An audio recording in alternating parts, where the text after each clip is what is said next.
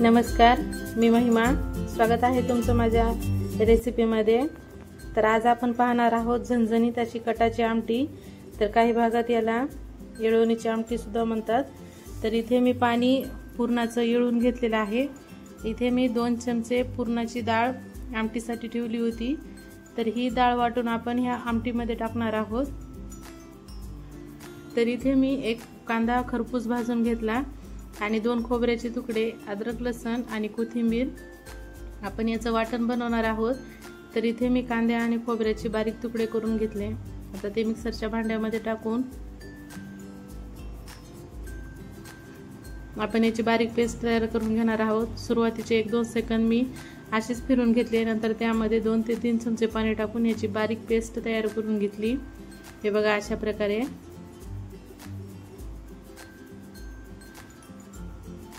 आणि इथे मी 2 चमचे पुरणाची डाळ ठेवली होती. तर ती पण आपण वाटून ह्या डाळी कटाच्या आमटीमध्ये टाकणार आहोत. तर इथे डाळ छान वाटून झालेली आहे. चला तर मग आमटीला सुरुवात करूया. तर इथे एका पातेल्यामध्ये मी 2 ते 3 चमचे तेल टाकून घेतलेले आहे. आता तेल छान गरम होऊ देऊया. आणि तेल छान गरम झालं की त्यामध्ये 1 इंच दालचिनीचा तुकडा आणि 2 ते 3 तेजपत्त्याची पानं टाकून घेऊ. पानं छान परतली की आपण जे वाटण करून घेतलेलं आहे ते वाटण टाकून घेऊ. आता हे व्यवस्थित छान मिक्स करून घ्यायचं आणि कमी गॅसवरच याला तेल सुटेपर्यंत छान परतून घेऊ.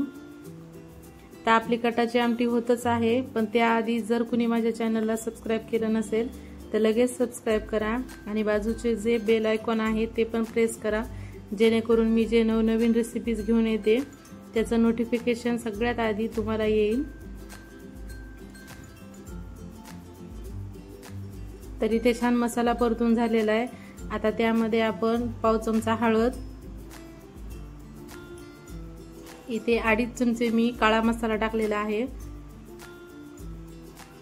ही कटाची आमटी कसं आहे झणझणीत अशी चांगली लागते, कारण हे आपण पुरणाची डाळ शिजवतो तर ती थोडीशी गोडसर असते, त्यामुळे मसाला थोडा जास्त वापरायचा. तर इथे मसाला टाकून छान परतून घेऊ आणि पुन्हा 2 ते 3 सेकंद आणखीन याला परतून घेऊ. मसाला परतला की त्याच्या बाजूने कडेनं तेल सुटतं, म्हणजे आपला मसाला छान परतून झालेला आहे. तर इथे बघा तेल कडेनं सुटलेला आहे, म्हणजे आपला मसाला पण छान परतलेला आहे. तर आता आपण यामध्ये आपण जे पाणी येळून घेतलं होतं आता ते पाणी टाकणार आहोत.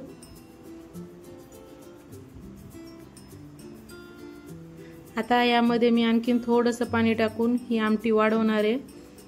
तर तुम्ही तुमच्या अंदाजे आणखीन किती तुम्हाला आमटी करायची त्या अंदाजे तुम्ही पाणी टाका. तर यामध्ये आपण जे वरून पाणी टाकतो ते कोमट पाणी टाकायचं. एकदा छान मिक्स करून घेऊ.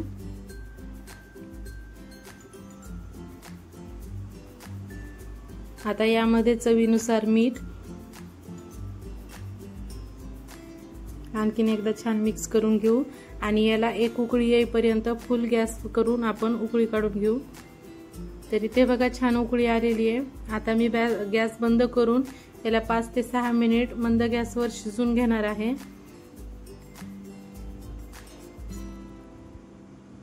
तर इथे बघा साधारण 7 ते 8 मिनिटानंतर